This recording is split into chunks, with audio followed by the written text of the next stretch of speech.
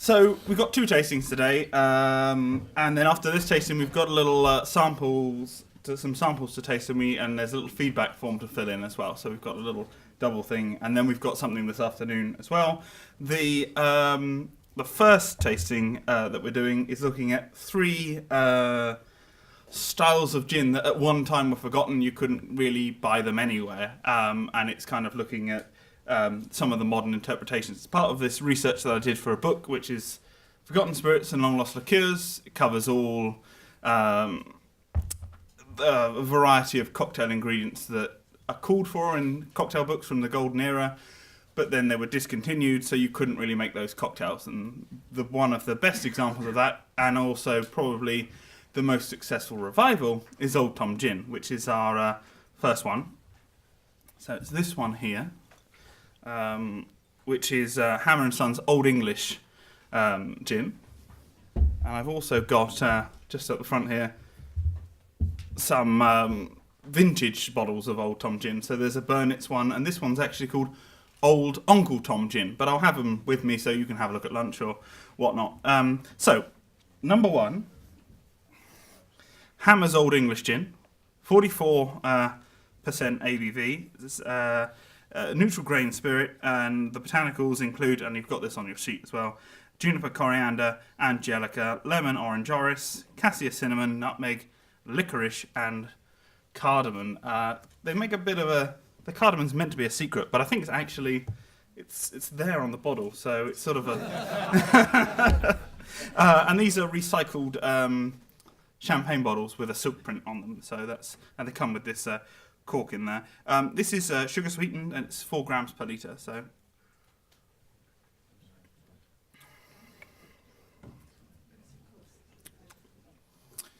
any thoughts on this? There's a bit of sweetness, but it's not too sweet. And I think there's a nice spiced element that comes through as well. And I think actually botanically it's quite intense as well. So.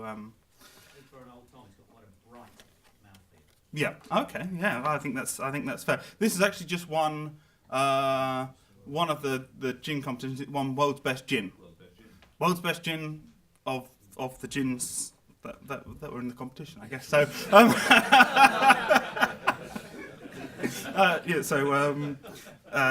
But a very good product. Henrik Hammer is the guy behind it. He makes geranium gin, if anyone's tried that, and there's also a stronger geranium gin, 55%. So really good. I think in the sort of styles that you're getting today, quite a good example of that. Just to jump back a little bit on the history of Old Tom. The history of Old Tom is something that could be like an hour's talk in itself, and in fact, I've done that, and each time I look into it, I find something new. So it's an evolving subject, but essentially, the idea of the Old Tom Gin came from a poorer quality of spirit than what we had today. So you've got a poor quality, a less refined spirit. You've got to look at ways to try and sort of mask some of those less pleasant tastes. One of the ways of doing that was to have a very botanically intense flavour, which is what I think this has. And then you could also add some sort of sweetening. Could be sugar. Some people use licorice. Some people use honey. I mean, it's just a way of sort of masking that some impurities in the underlying alcohol. I think probably sloe gin evolved in a very similar way, I would guess. Of course, today, quality of alcohol is much, much better than it used to be. And so no one's really using poor quality alcohol to make their Old Tom Gin. They're just taking this idea of having the botanical intensity and the sweetness to then make a gin. So if you ask me, well, which one tastes the most like Old Tom Gin back in the day, it's quite difficult because the distillation techniques are far much better, the quality control is much better. Than even if you're using a recipe from back then, the product you're going to get now is different, but equally as tasty, probably more tasty, I would say. I did a little bit of research into the actual phraseology of Old Tom Gin, and the earliest reference I've found so far, and I'm sure there are earlier ones, is 1812, and that's actually for looking specifically for Old Tom Gin in that exact phrase. But there are various connected stories before that. as sort of tastes moved on past the sort of 19th century into the 20th century, people preferred drier flavors, and also, very, very importantly, the production techniques increased dramatically. So the need to mask these impurities was less. And the last Old Tom, which was Gordon's, I believe, was discontinued in the 1960s. And so then from that point until 2007, when Heyman's bought theirs out, there wasn't any Old Tom gin, unless you happen to go to Norway and get some of this product called Golden Cock, which has been made since, I think, the 40s, but it's not exported. It was a very, very niche thing. So as I said, it used to have a much more sort of characterful and more impurities in the base spirit, and Tanqueray have kind of sort of had a think about that, and that's kind of inspired something different that they've done with their gin. So this is number 2. This is Tanqueray Old Tom. So this is 47.3 ABV. It's the standard Tanqueray recipe, which is juniper, coriander, angelica, the once secret licorice, but I think it's probably one of the worst kept secrets in the botanical in the gin world. But in addition, it's more botanically intense, so they've just literally put more botanicals into the still. Sweetened with beet sugar, but the licorice will give it some sweetness as well. And then in addition, to add some of that character that they to the spirit, it's the NGS plus some new make wheat spirit, which I believe goes into some of the blends for Johnny Walker, I believe. So that gives it some of the character, and actually Charles was the first person I heard say that, but that was an interesting hypothesis. So we're just waiting for someone to do it, I think, and then there we go. So that's the Tanqueray Old Tom. So slightly thicker, slightly richer mouthfeel. I think the licorice comes through a lot more, but there's this creaminess which I think is coming through from the new make spirit as well. So any thoughts on the Old Toms? Prefer one over the other, or yeah? And I think they have different abilities to mix as well. I think is with the two of them. So that is.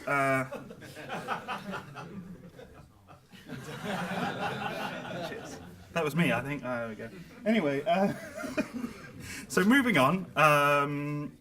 So we'll move on to Navy gin. So there's 3 areas we're covering: Old Tom, Navy, and yellow gin or matured gin or aged gin or whatever it's called these days.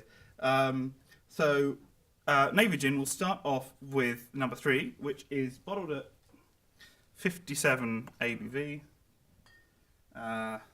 It's this one, which is the Heyman's Royal Dock, which is still here.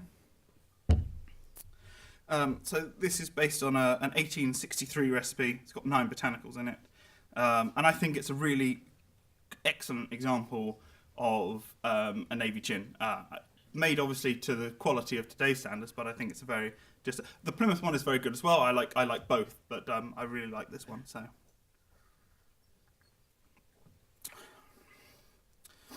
So what you're getting is not just extra. The higher ABV doesn't just provide some extra power, but it also has a greater botanical intensity with it. I mean, I think for 57%, I think it's quite easy to sip, to my mind anyway. But then that's me. What are people's thoughts on this one? Great, but I don't think it's a sipping gin. You don't think it's sipping? Well, I mean, you can play around with things, but one of the nice things I like about Navy gin is because of that higher ABV. If you put it, if you chill it down, if it's in the freezer, then you get a much more thick and viscous texture. And whilst it might curb some of the aromatics, you get this whole new aspect to it because you have this richness of texture. But it's a small portion sort of thing, I think. So Navy gin and the sort of story behind that, there's a lot of various myths and those sorts of things revolving and involving it. But essentially, Navy gin is 100 British proof, which is different to the American system, and that equates to 57.14 ABV. Most people just do 57, although I've seen a few people that started to do 57.1 to sort of make a point to say we're a little bit closer. The idea of the British proof did have this connection with sailors in the Navy, and it was an idea that it was a way of testing. It was a way of testing the proof with gunpowder, but not so much about spilling it on gunpowder and still firing the guns. It was more of just a way of working out what the ABV was, because before, technique with the hydrometer, and that was perfected, which was sort of, well, it was sort of it was sort of 1816, 1824, around about that time. There were some things going on before, but that was a time when a lot of the techniques for using specific gravity and the ABV system was developed. That was the best way that people would test that they weren't being ripped off, basically, when they were being given their gin from the distilleries. Now, unlike the rum, gin wasn't a ration for members of the Navy, and so it was generally would have been something that officers would have bought themselves, and then it would have been stored for the mess. So it was more of an officer's drink than a rum drink, but it wasn't part of the ration as such. It's actually quite the history of what was available in ration is kind of interesting, and how the supplies were done. And I remember looking at it was the Queen's regulations from about 1860 something, and there was a reference to extra ration of spirits. Didn't actually say rum, said spirits.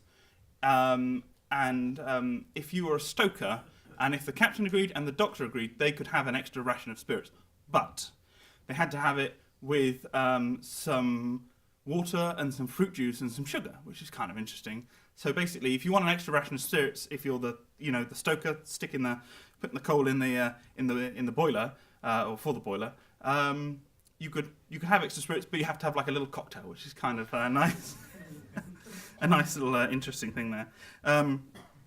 Largely, I mean, Plymouth is the one that everyone knows about, but there was also gin being made in Bristol and in Deptford as well. Which is basically London now, isn't it? That's where the Royal Dock comes from. That's where the Deptford comes from. Plymouth started doing theirs in the 1850s, and by 1855, they were selling to the Navy about 1,000 barrels per annum, which is the equivalent of about 23,000 cases today. Of course, the advantage of having a gin distillery in a port is that you would get spice merchants and things like that coming in as well, so you could get a fresher quality there. But as I said, barrels, which is kind of leads on to the next thing that we'll talk about. But that was as opposed to in the bottle, because we weren't quite there yet. Before 1924, or at least before 1920, as early as before 1924, Burroughs Beefeater did a senior service gin, which was also at 57%. That was in a bottle, and that's described as Navy flavour, but I mean, I don't actually know for sure, but I would imagine that's actually just a reference to the strength, as opposed to a particular flavour that it had. Certainly on a lot of old gin labels and gin bottles, there are a lot of things that don't make, if you interpret them literally today, they make a lot less sense than they might have done there. Things like humidor juniper, which is kind of, or triple berried, and there's other issues like that. In '93, for the Plymouth Bicentennial, they released the gin sort of more openly to the public. Before then, it was just generally done as and when for the Navy, but they released it in '93. But it was released as 100 proof gin as opposed to Navy gin, and it was only when they came to make the next batch to sell that there was this sort of discussion about, people don't really know what 100 proof is, so what else could we call it? And the Navy strength came about from the association with Pussers and Navy strength. Very new information, only found that out at the weekend when I was down in Plymouth, so that was kind of a fun extra fact for you guys here. So that's the Royal Dock. We'll move on to the Perry's Top, which is another Navy gin. This is from New York. So this is New York Distilling, which is in Brooklyn, and this is Perry's top here, also 57% corn base. It's got juniper, coriander, angelica, lemon, orange, grapefruit, cinnamon, cardamom, wildflower honey, and whatever the other thing is, because I can't read the note that I've written here. It's named after Matthew Calbraith Perry, who was the commandant of the Brooklyn Navy Yard between 1841 and 1843. Not very long, but he got a gin named after him, which is...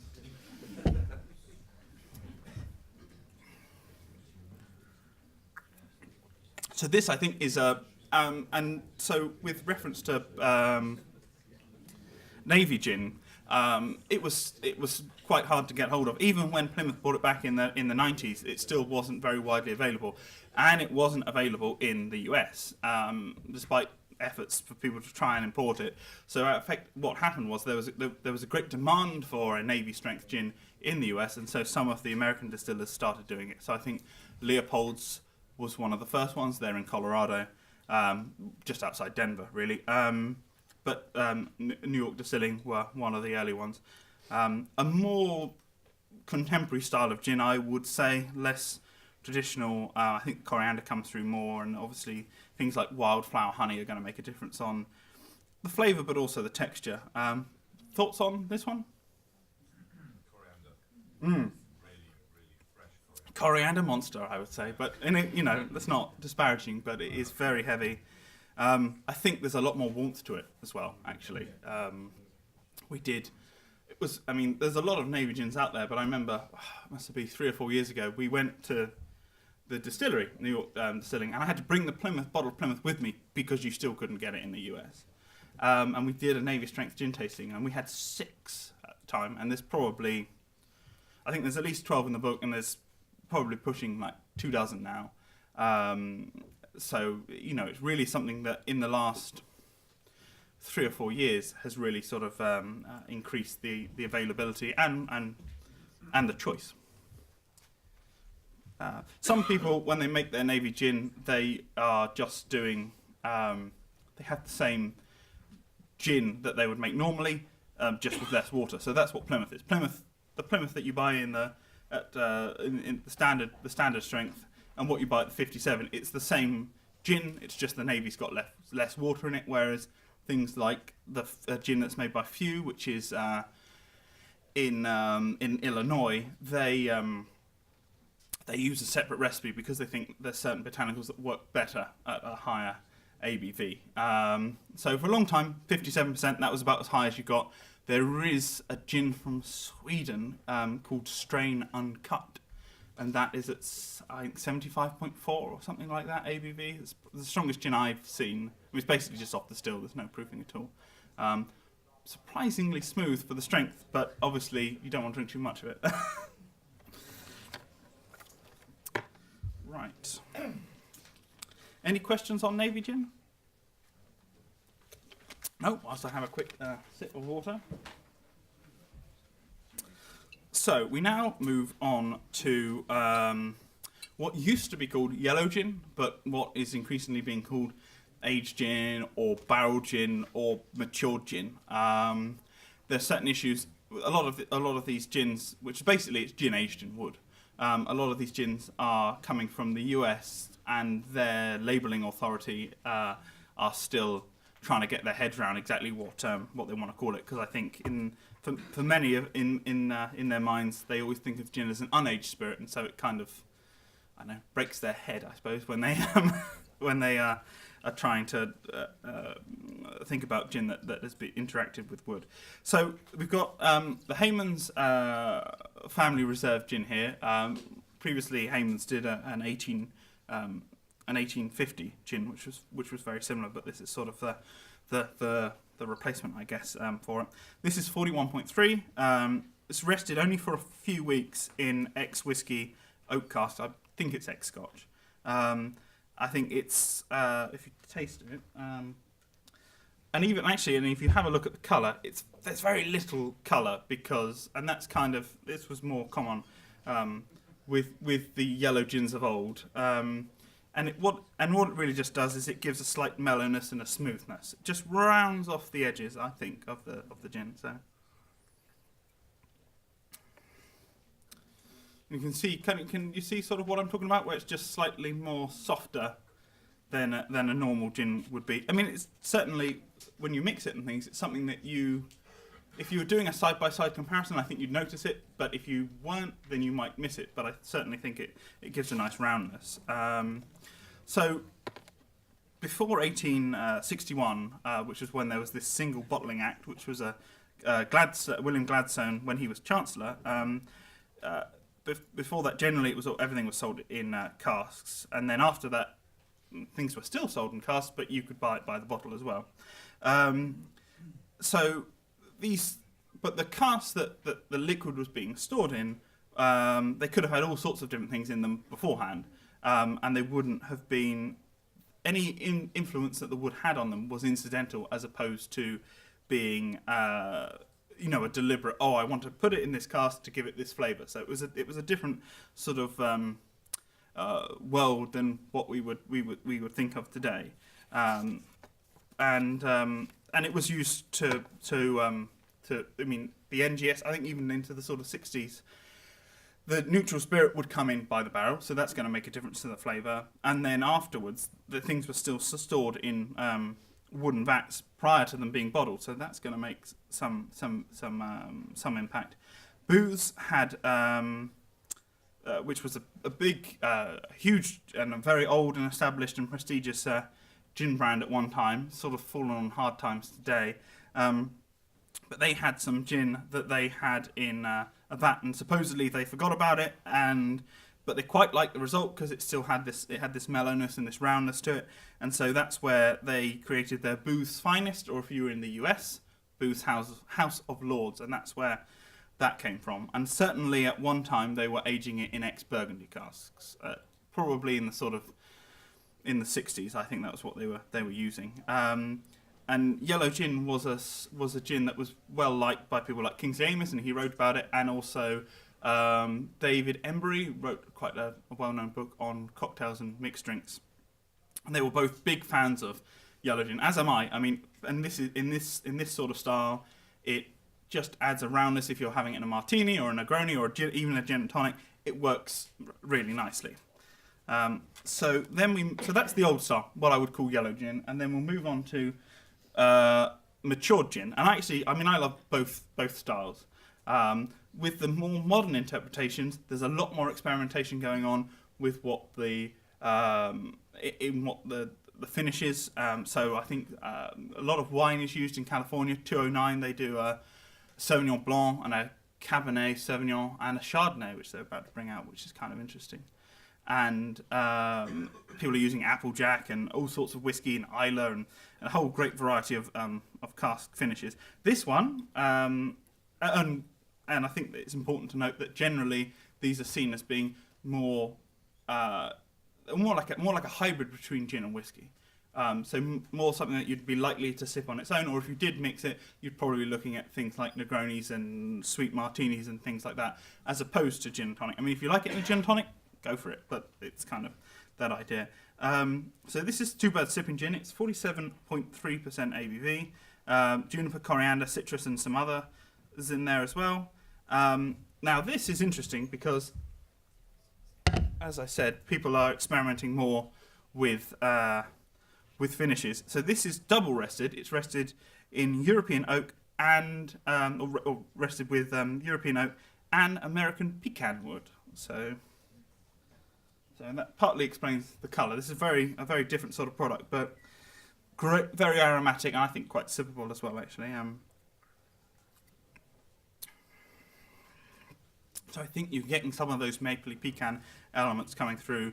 There's this combination of some sweetness, but also some dryness as well. And I think it's and this is part of the reason for having it in this lineup, is that whilst I think this is an excellent example of the old style of yellow gin, this the Two Birds is a great example of how what's being made is sort of is moving to the future, and some of the great innovation that goes on, and I think that there's a lot more to come with it as well. So there we go.